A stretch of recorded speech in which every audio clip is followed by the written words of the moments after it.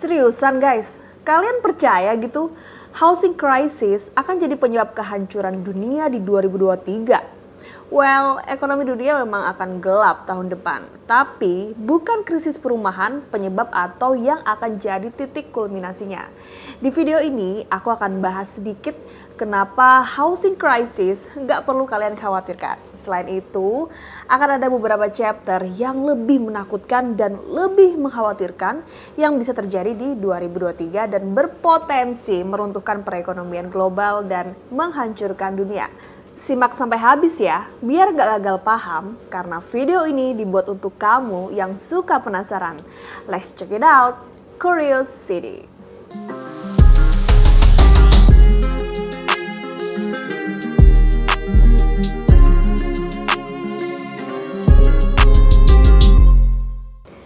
Gelap, gelap, gelap, gelap. Belakangan ini, para pejabat ramai-ramai statement tentang prospek ekonomi tahun 2023 yang bakal gelap alias nggak jelas, nggak bisa diprediksi perkembangannya.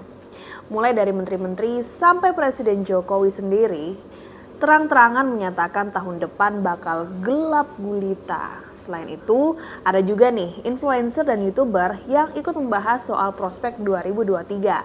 Salah satunya yang paling viral adalah ini nih, pembahasan dari Kak Raymond Chin. Keren banget videonya, edukatif, aku suka banget.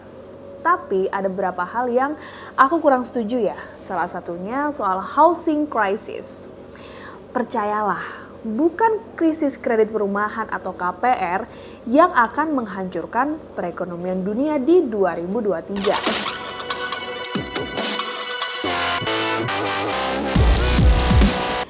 Dalam sejarah dunia, nggak pernah sih terjadi krisis berskala global yang disebabkan oleh housing bubble alias bubble harga perumahan.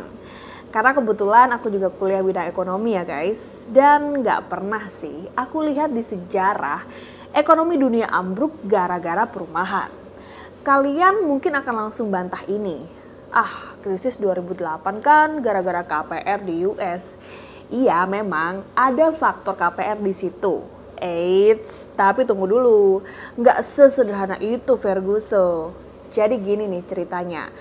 Faktor utama krisis finansial 2008 adalah kolaps atau bangkrutnya Lehman Brothers, salah satu bank terbesar di Amerika dan dunia. Kalian bisa bayangkan kan, misalnya nih di Indonesia Bank BCA yang segede itu bangkrut. Wah, pasti carut marut kan ekonomi satu negara Indonesia. Nah, pertanyaannya, apakah Lehman Brothers bangkrut gara-gara KPR? Nggak sesederhana itu juga guys. Menurut banyak analis, bangkrutnya Lehman Brothers itu lebih karena spekulasi di instrumen CDS atau Credit Default Swap. Jadi CDS itu semacam asuransi penjamin KPR. Karena ada jaminan CDS ini, lembaga keuangan macam Lehman Brothers di US jadi semaunya gitu ngasih KPR ke orang-orang, gak pakai syarat-syarat harus gini, harus gitu yang ribet. Pokoknya ada orang ngajuin KPR, mau pengangguran kek, mau gajinya cuma UMR kek, pasti diterima. Nah, makanya fenomena ini disebut subprime mortgage, yaitu KPR yang diberikan kepada orang yang sebenarnya nggak bankable, nggak memenuhi syarat atau nggak layak. Nah, waktu itu sekitar sepertiga dari total KPR di US itu levelnya subprime. Ngeri juga ya spekulasinya dan keserakahan lembaga keuangan di sana. Kebetulan di waktu yang sama, di tahun 2008 di Eropa juga terjadi krisis yang nggak kalah berat. Awalnya ada 3 bank di Islandia bangkrut. Tapi bangkrutnya bukan karena KPR ya. Kejadiannya mirip-mirip kayak krisis moneter di Indonesia tahun 1998 karena banyak default atau gagal bayar utang valuta asing. Nah, krisis di Eropa ini diperparah dengan bangkrutnya Yunani karena nggak sanggup bayar utang luar negerinya. Lagi-lagi bukan karena KPR. Nah, akumulasi dari krisis-krisis di US dan Eropa itulah yang kemudian bermuara jadi krisis finansial global 2008 atau disebut juga Great Recession. Menurut Paul Krugman, ekonom peraih Nobel Ekonomi 2008, penyebab utama yang paling fundamental dari krisis 2008 adalah maraknya shadow banking alias kegiatan dan produk keuangan yang dalam tanda kutip ilegal atau tidak masuk dalam pengawasan regulator. Ini menggambarkan semakin rendahnya kepercayaan dan minat masyarakat kepada institusi perbankan. Hal ini semakin terbukti dengan adanya fenomena deleveraging atau menurunnya pertumbuhan kredit perbankan pasca krisis 2008 sampai sekarang. Untuk menangani masalah deleveraging ini, Bank Sentral Eropa sampai nurunin suku bunganya sampai minus loh. Iya, minus. Nah, nanti kapan-kapan kita bahas ini lebih dalam deh.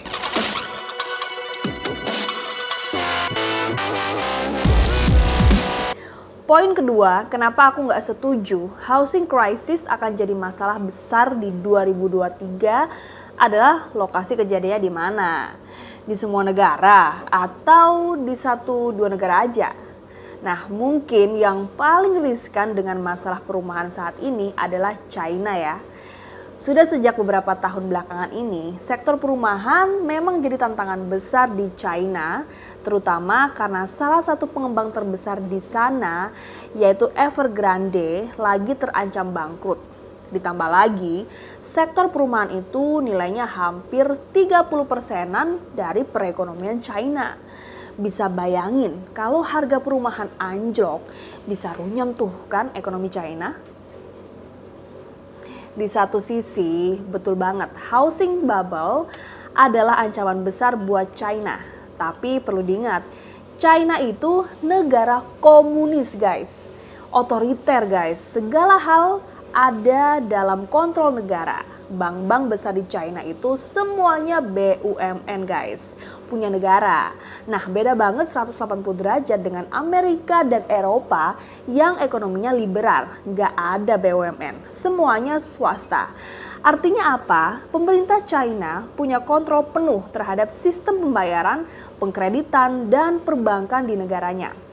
Kalau misalnya nanti KPR-KPR di China itu mentok gagal bayar semua, ya pemerintah China bisa aja bail out banknya atau ekstrimnya nih, putihkan aja kredit-kredit macetnya. Memang itu akan memperlambat pertumbuhan ekonomi China, tapi tidak akan cukup untuk menghancurkan atau menjerumuskan China dalam krisis.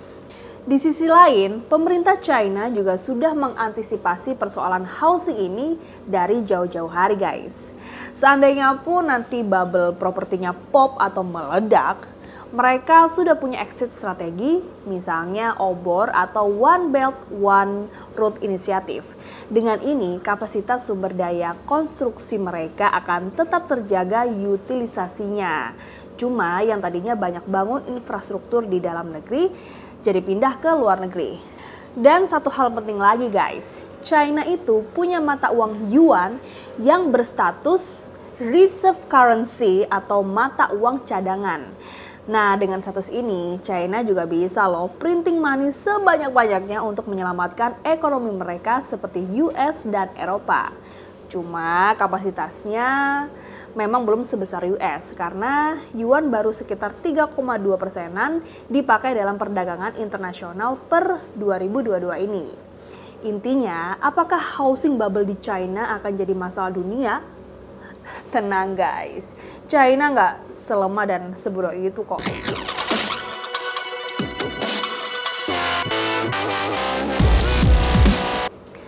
Nah, tadi itu kan di China. Gimana di Indonesia? Gak usah khawatir guys, Indonesia justru lebih mending, masih lumayan jauh dari ancaman housing bubble. Karena apa? Karena harga properti di Indonesia itu masih relatif murah dibanding negara-negara lain di dunia, apalagi China. Tapi aku nggak bilang properti Indonesia murah ya, buat aku masih mahal juga sih. Ya, tapi minimal lebih murah dibanding banyak negara lain.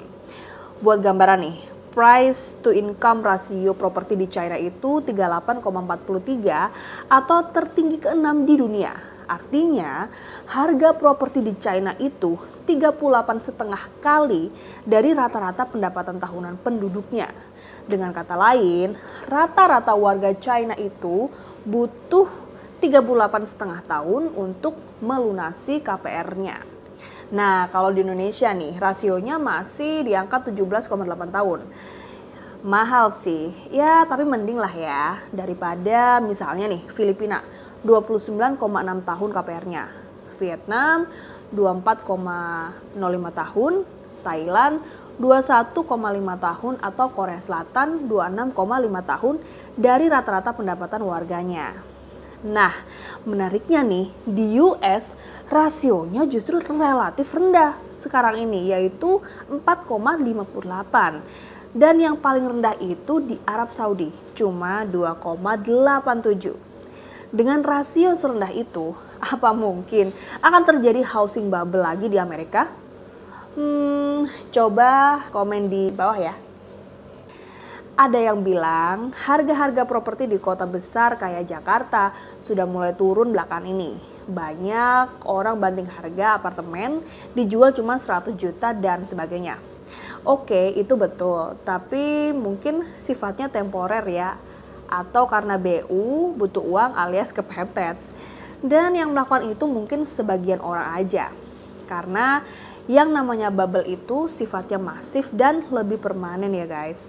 Efeknya itu sistemik, seluruh harga properti kompak anjlok di seluruh kota di suatu negara. Dan satu poin penting yang membedakan sektor properti di Indonesia dibanding negara maju yaitu CDS tadi guys. Nah, di Indonesia itu nggak ada CDS seperti yang marak di US di era tahun 2000-an. Aku sih belum lihat ya, ada bank atau asuransi di Indonesia yang jual produk CDS.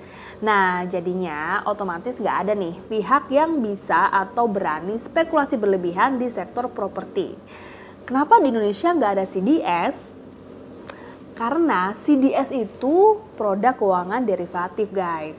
Sementara sektor finansial di Indonesia itu belum secanggih itu dan literasi keuangan kita itu ya masih relatif rendah sih. Belum levelnya main di derivatif. Tapi ya malah aman kan ya dari krisis properti. So, apakah housing crisis ini akan terjadi di Indonesia tahun depan? Apakah sebagian besar masyarakat Indonesia akan gagal bayar KPR-nya tahun depan? Ya, segala hal mungkin-mungkin aja sih ya bisa terjadi guys. Kalau buat antisipasi sih bagus-bagus aja. Tapi kalau malah jadi pesimis itu ya nggak bagus ya guys. Karena apa? Karena prospek Indonesia di 2023 itu nggak seserem itu kok.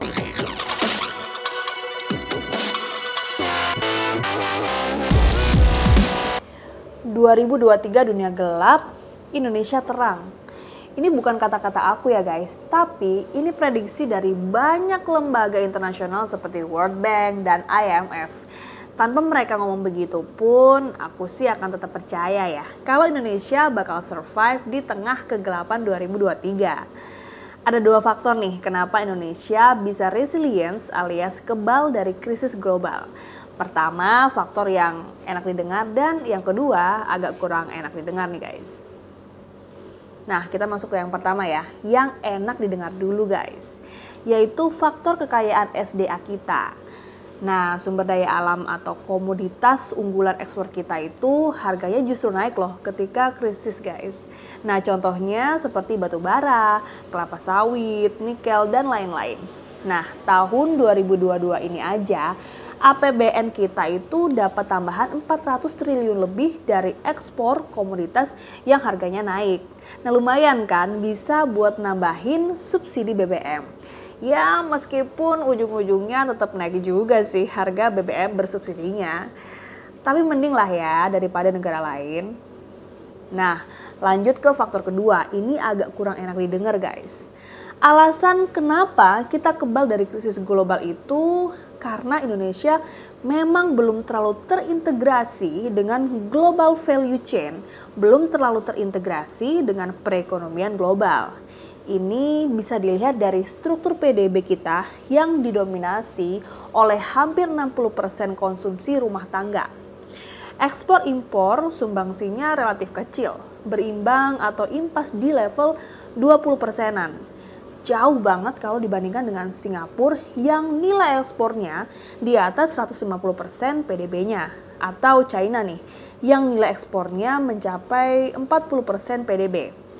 Alhasil ketika perekonomian dunia lesu atau krisis, Indonesia nggak terlalu terpengaruh, lebih moderat penurunannya.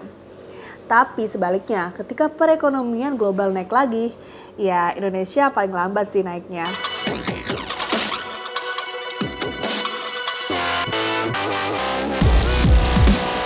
Sebenarnya, kalau masalah yang ada itu cuma pandemi aja, dunia nggak bakal segelap ini loh guys.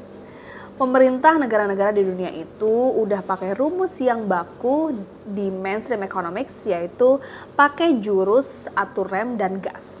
Injek gas ketika ekonomi lesu dan injek rem ketika ekonomi terasa mulai kepanasan. Nah, misalnya nih, Amerika. Sebagaimana penanganan krisis 2008, di awal mereka melakukan pelonggaran alias quantitative easing, cetak uang, terus pada waktunya nanti akan diketatin lagi lewat tapering off.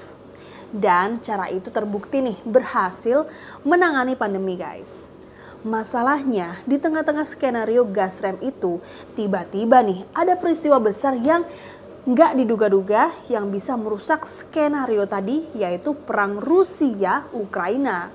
Perang ini sukses menambah dimensi krisis akibat pandemi, jadi ada krisis pangan hingga krisis energi.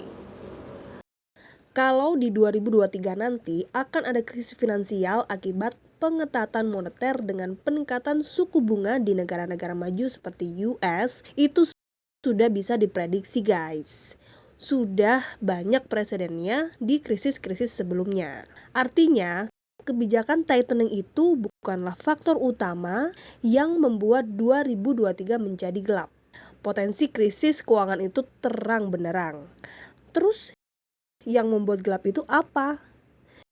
Yang membuat gelap itu ya faktor yang nggak bisa diduga, nggak bisa diprediksi, yaitu krisis geopolitik. Contohnya perang Rusia-Ukraina tadi. Nggak ada satupun ekonom yang mampu memprediksi akan terjadi perang itu sebelumnya. Apakah krisis geopolitik itu akan berlanjut di 2023 nanti? Nggak hanya berlanjut, tapi bisa semakin buruk. Indikatornya apa? Salah satunya yaitu meningkatnya tensi ketegangan di Taiwan. Kalau Taiwan diukrainakan alias dijadikan tempat perang proksi antara US dan sekutu-sekutunya melawan musuh-musuhnya, ya hancur lebur beneran ekonomi dunia. Bukan hanya ekonominya aja, tapi dunia kita, planet bumi kita bisa hancur beneran. Planet bumi yang sama-sama kita huni ini bisa hancur jika perang nanti melibatkan senjata-senjata nuklir. Ih, ngeri ya. Nggak bisa bayangin gimana jadinya guys. Gelap. Pertanyaannya, seberapa tinggi potensi perang Taiwan atau perang nuklir itu terjadi di 2023? Ini bisa panjang lagi pembahasannya guys. Mungkin nanti di lain episode kita bahas ya. Yang jelas, pemerintah kita itu udah cukup aware dan antisipatif terhadap potensi ancaman itu. Misalnya, Pak Menko Marves bilang, pemerintah sedang melakukan stress test apabila seandainya terjadi perang nuklir dan perang-perang lain di 2023. Skenario-skenario seperti apa yang mungkin terjadi dan langkah-langkah apa yang perlu dilakukan ketika situasi geopolitik global itu benar-benar memuncak. Karena harus kita pahami, perang itu adalah kebutuhan atau sesuatu yang dibutuhkan oleh negara-negara superpower guys. Dibutuhkan untuk apa? Untuk menggeliatkan kembali ekonomi domestiknya, plus untuk menjaga atau meraih dominasi di dunia. Nggak percaya? Lihat aja sejarah dunia. Nanti kapan-kapan kita bahas deh. Terakhir, buat kalian yang setuju atau nggak setuju dengan pendapat aku tadi tentang housing crisis atau tentang faktor utama kegelapan dunia 2023, jangan sungkan komen di bawah ya. Oh iya, rencananya segmen Curiosity ini akan aku buat tiap minggu guys. Di video berikutnya, mungkin aku akan bahas seperti apa masa depan dunia pasca 2023 atau setelah pandemi dan perang proksi ini berakhir. Bocoran sedikit nih, di dekade mendatang atau beberapa puluh tahun ke depan, mungkin kita, anak cucu kita nggak bisa dan bahkan nggak perlu punya rumah. Nggak percaya? Ini skenario yang udah nyata-nyata diumumkan oleh para elit global loh. Buat yang penasaran, stay tune terus di sini ya. Karena video ini dibuat untuk kamu yang suka penasaran. Stay cool, stay curious, and explore your curiosity.